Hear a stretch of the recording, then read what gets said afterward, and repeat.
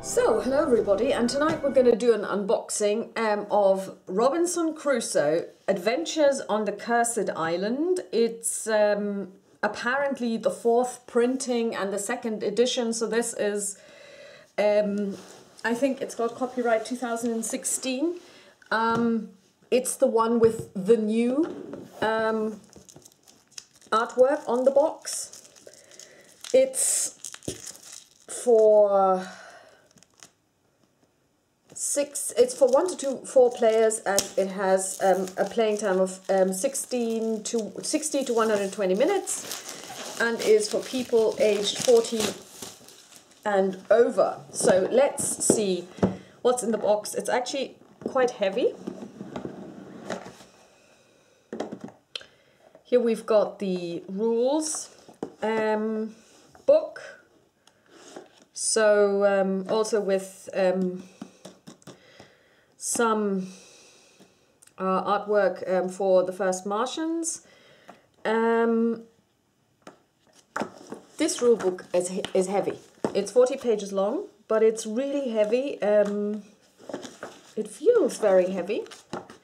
You get a list of game materials, the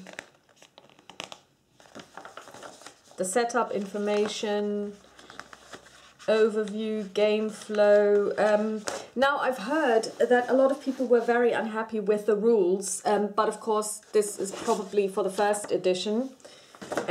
So we'll see how that goes. Here we've got the tiles and tokens. So these are the tiles of the island. So basically the way this works is you put them face down, you shuffle them, and then you start drawing as you explore.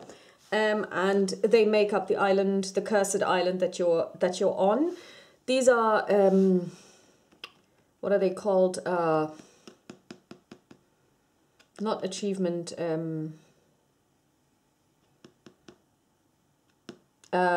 These markers are basically markers that you can gain, and then you can spend them in order to use certain abilities.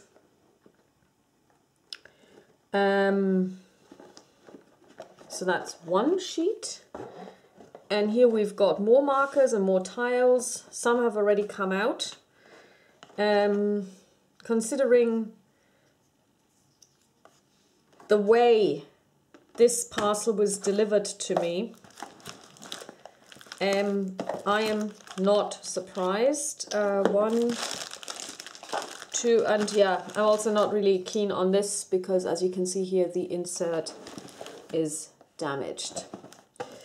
It was in shrink when I got it, so it should be complete. So here I've got 1, 2, 3, 4, 5. 1, 2, 3, 4, 5. Okay, so it's complete. So these are the tokens. They're really thin. The cardstock is not really impressive. But okay, that's, you know.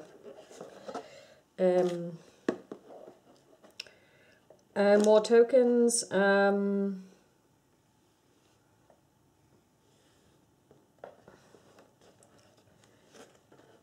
And here we have the dice.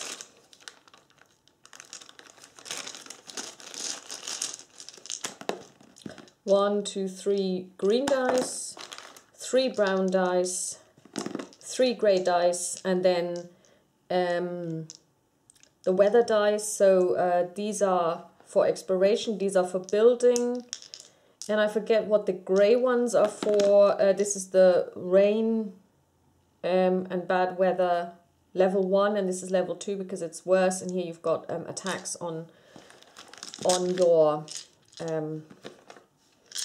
your camp.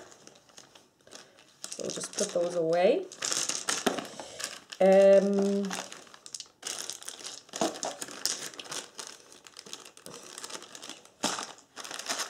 Next up we have the player tokens. So each player character gets 2 tokens.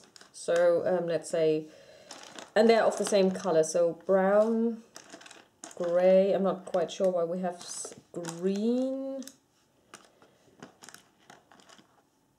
orange, red, purple, blue, white. So green and brown we've got 3 times for some reason. Light brown we've only got once. No, these ones I've got twice. Now that's yellow, black. So I guess one could have 1, 2, 3, 4, 5, 6, 7, 8 different players, and then you have ones where you only have singles, red, light brown, purple and white.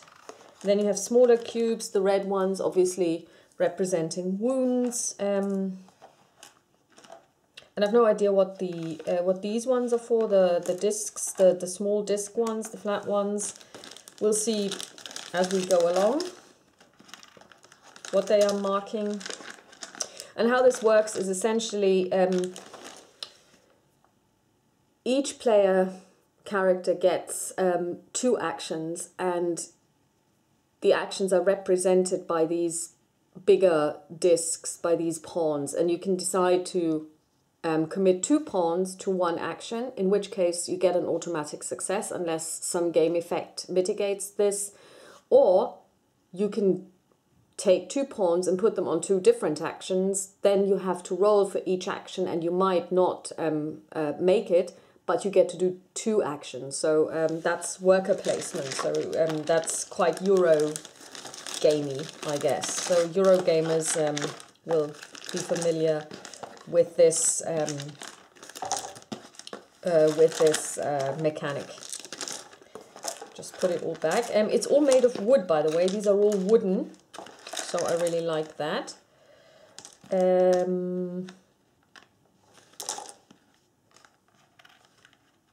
You can also buy, apparently you can buy enhancements for the game. You can bling your game by going to the Robinson Crusoe web shop, where you can get goodies like dice bags, or bags I guess, and additional characters. So the sailor character is available, and crewman cards, secret trade cards, whatever they do.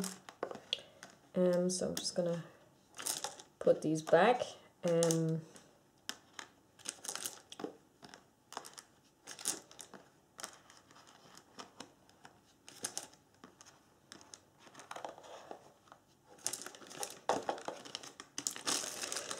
And it also comes with more baggies. I'm just going to put these ones away because they've already fallen out.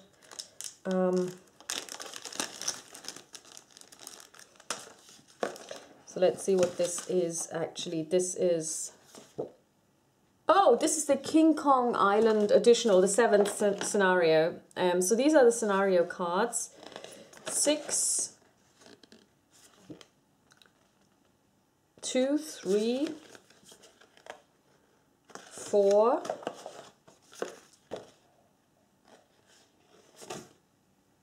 so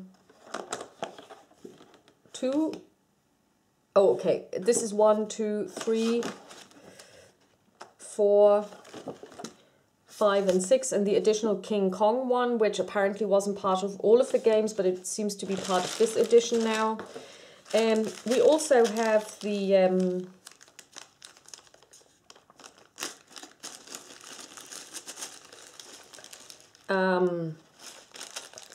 tokens for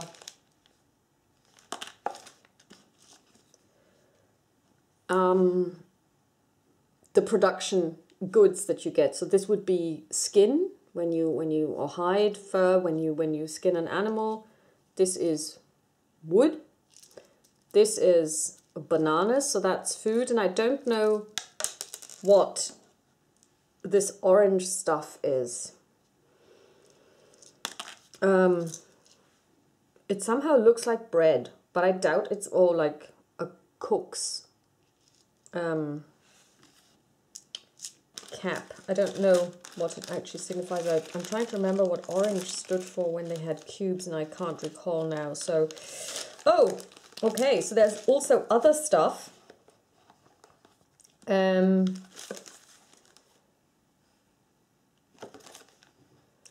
summary and event phase.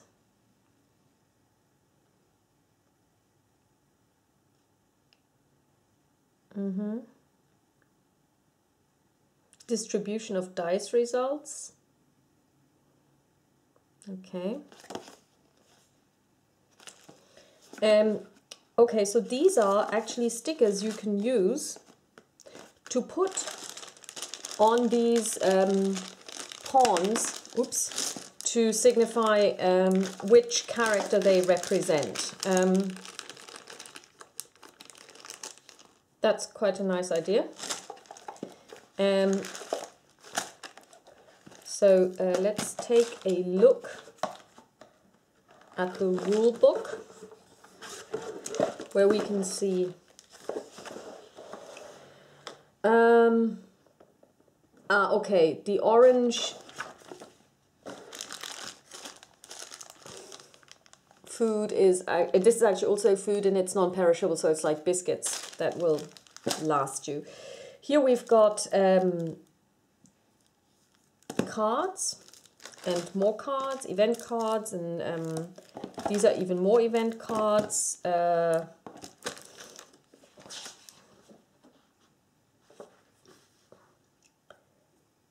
Oh, sorry, these are adventure cards. These are event cards. And we'll just open them to see what's inside. It comes with 73 event cards, 52 mystery cards, 90 adventure cards,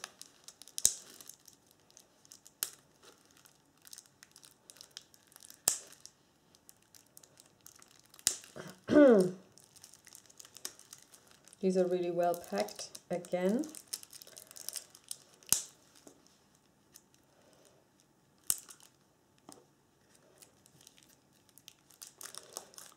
I'm gonna have fun sleeving these.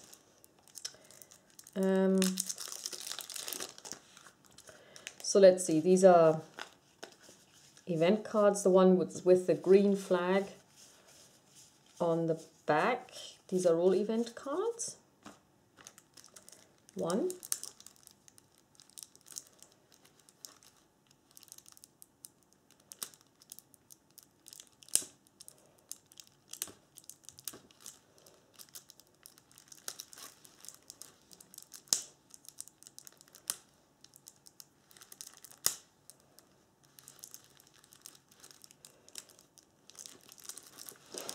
And I have to say that I'm quite impressed with the amount of content you get. This game retails at around, I'd say, on average £50. And I would like to compare it to another game called Nemo's War, which retails at £85. But not only does it have fewer components, and I mean, I know that the amount of components isn't necessarily indicative of the price, but it has a lot less replay value, and I'm going to do a review on this one. So there's more event cards. Here we've got the 3 wreckage cards, and we've got the 52 mystery cards. So they're continued in this one.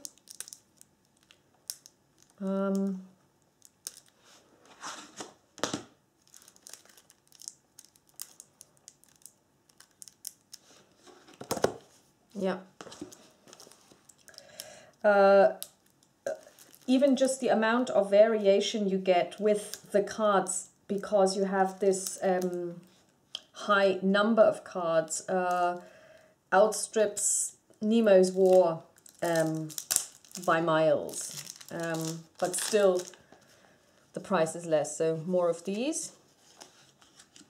Then we have 30 explore cards. This would be these cards with a little spyglass.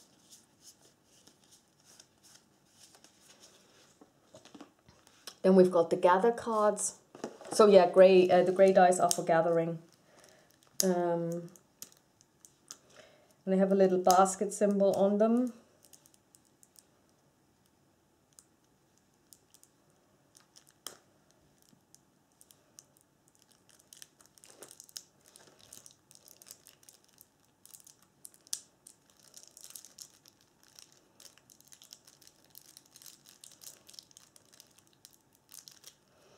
Yeah, come out, wherever you are.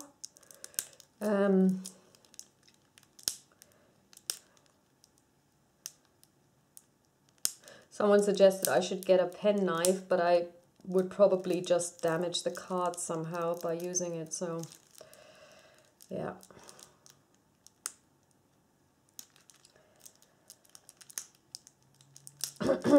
So let's see what we have here. Here we are.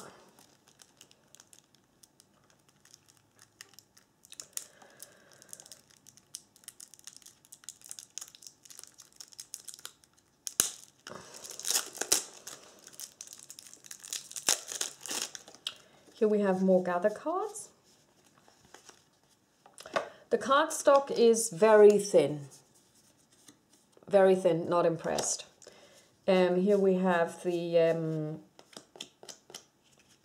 build cards, and then we have the two, if you like, non-player characters which you can take control of.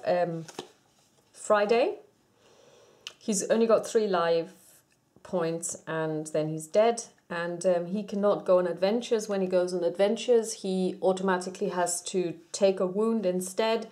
But he also is not affected by lack of food, weather, snow, rain, or lack of a camp. And then we've got Dog. His name's George. And Dog cannot die, which is very good. And you can use him to either go exploring or hunting. And Friday can do any task, but he only has 1 pawn, so you can only commit him to 1 task, and Dog can only do 1 task too. And then we've got the small cards, and I'm just going to check the size actually to see what size cards we're talking about. Okay, we're talking about the smaller size. That's fine because I've got plenty of those. So let's see what we have here.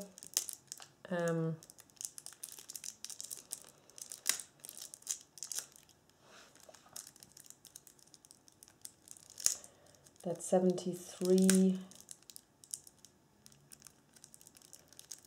100, and yeah, okay.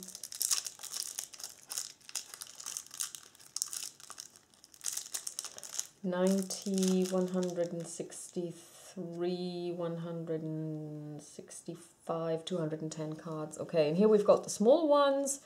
So these are essentially items like the Bible, and they do certain things. When a player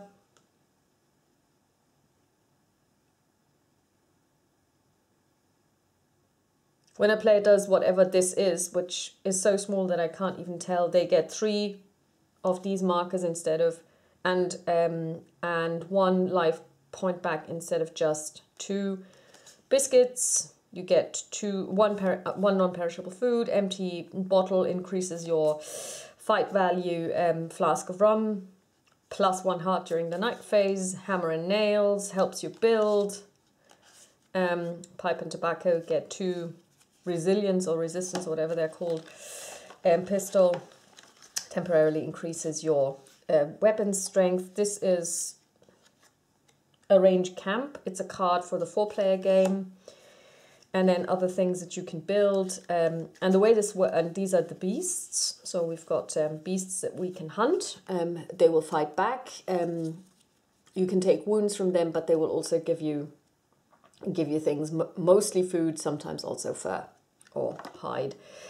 How this works is as you explore, you find different landscapes, types of landscapes.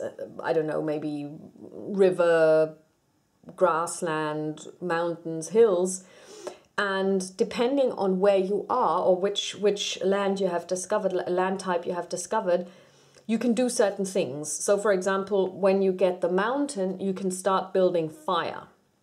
Okay, so you can then say, okay, I've got the mountain. So you say, I've discovered the mountain. So this one becomes available, if you like, this invention, and then you can build it. And when you've built it, you turn it around and then it tells you what that does. So for example, the medicine is then available to you. So the pot gives you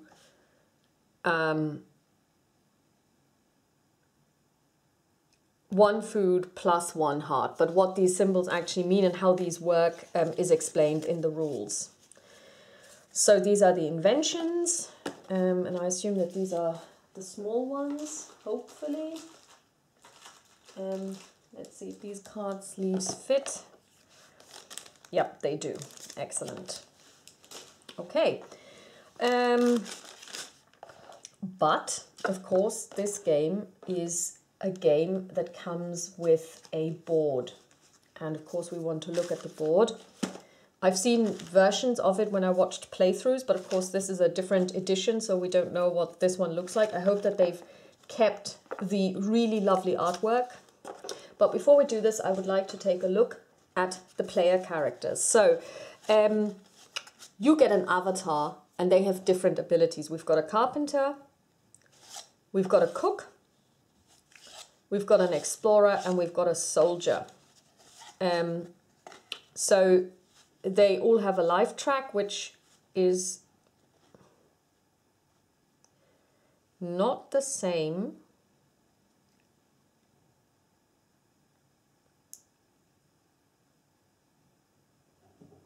Okay, the soldier has less life than the carpenter.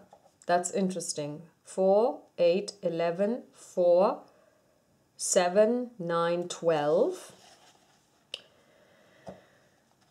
3, 6, 8, 10, 12. That's the cook, and this guy has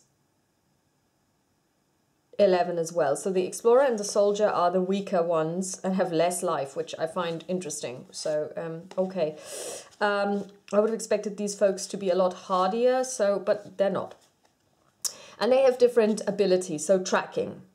A tiger passed through here a few hours ago, a big tiger. Discard 2 endeavor tokens, I'll call them endeavor for the time being, to look at the top card from the hunting deck and put it at the or at the bottom of the deck. So he kind of can tell you what's out there to hunt.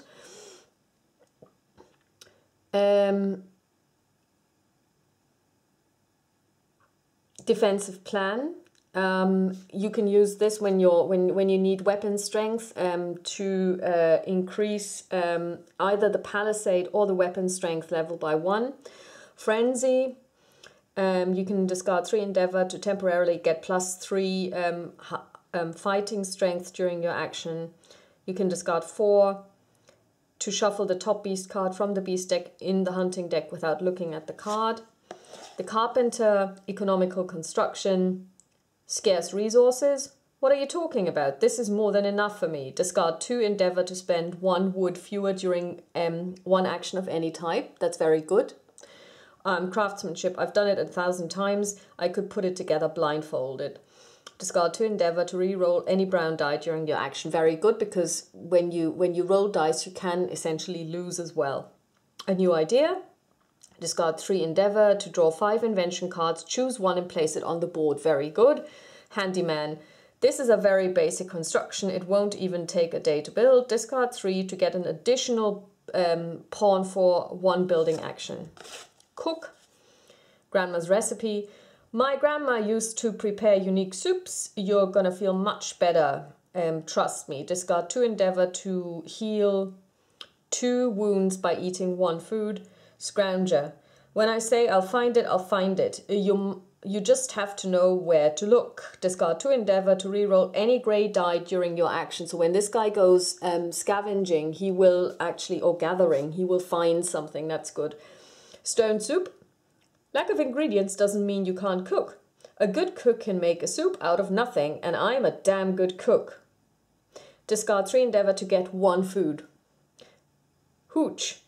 I know it is cold, but don't worry. I prepared something for the bad weather. Discard 3 endeavor to negate 1 rain cloud or to change 1 snow cloud into rain. So that's good.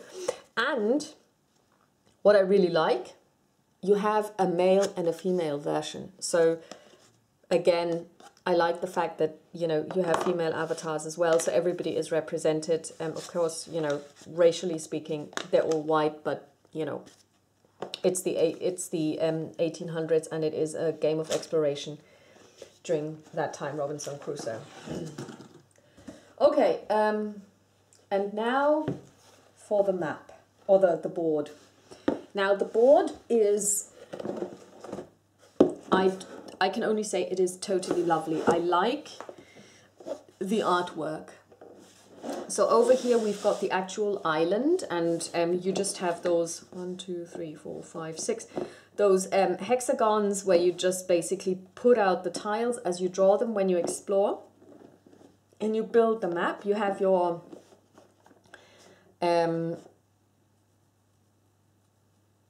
this is the track that tracks your morale up here. Sorry, you can't see that. Let's see if I can zoom out.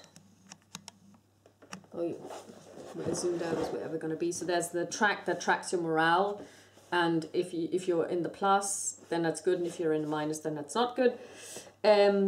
Over here you have, and this is what I really like, all of the phases, and you have a phase marker, and it will always tell you what to do. And you can tell what the phase is because the phases are then on the board and they are color coded. So this is the, and also they have symbols. So this would be, just gonna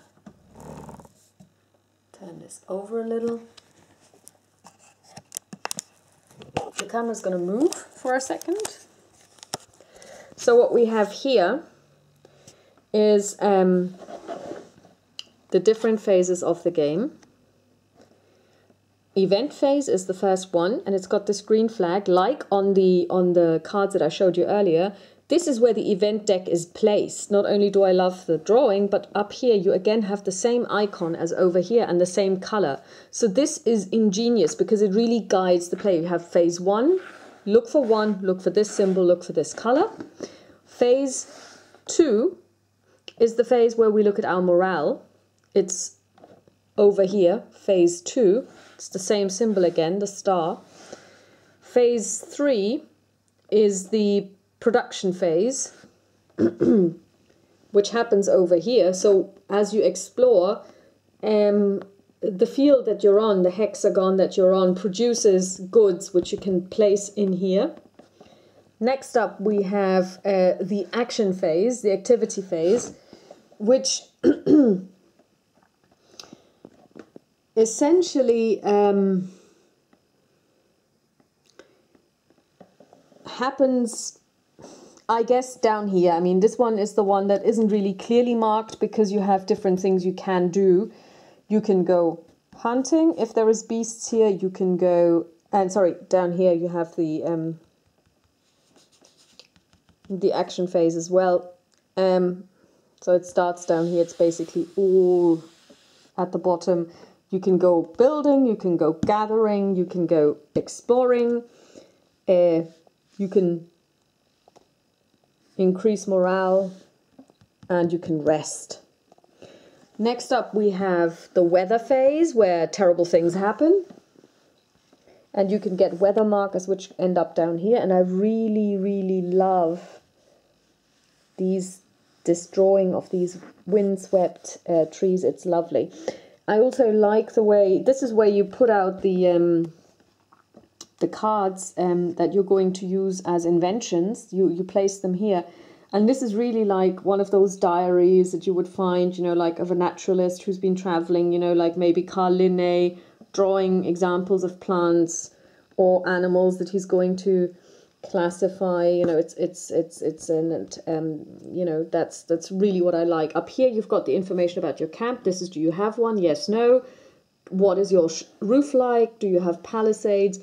What is your weapon ability like? So and then last but by no means least, you have the night phase.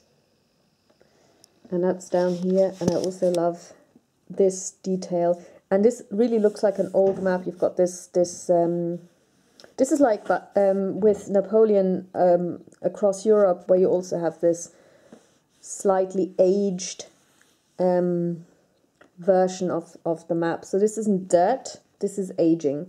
You've got the lovely night sky and the symbol.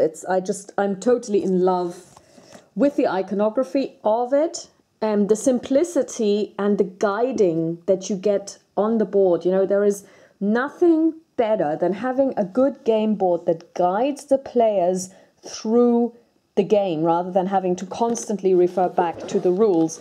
A case in point is Pandemic, where all of the information of what you need to do is on the board. Once you've read the much smaller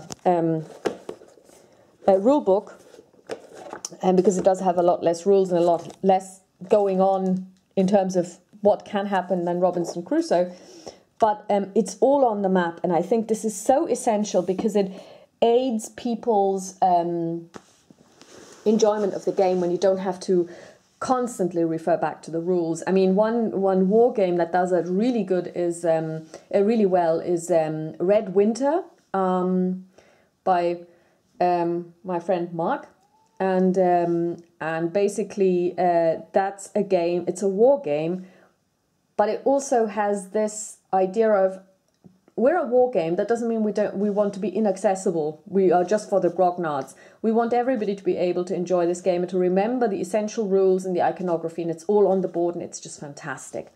So that, my friends, is Robinson Crusoe, Adventures on the Cursed Isle. Island. Is it island? Island, sorry. And I also have the expansion, The Voyage of the Beagle, on order, and I have been told by thebrassman.org, I think he's in Belgium. If you ever want to buy board games, card games, go there, thebrassman.org. He told me today it's on its way, so I'll probably have it sometime next week, and I hope to be able to do a playthrough this weekend, you know, to do a teach myself, and I hope you're going to join me then, and I wish you all a pleasant evening. Bye-bye.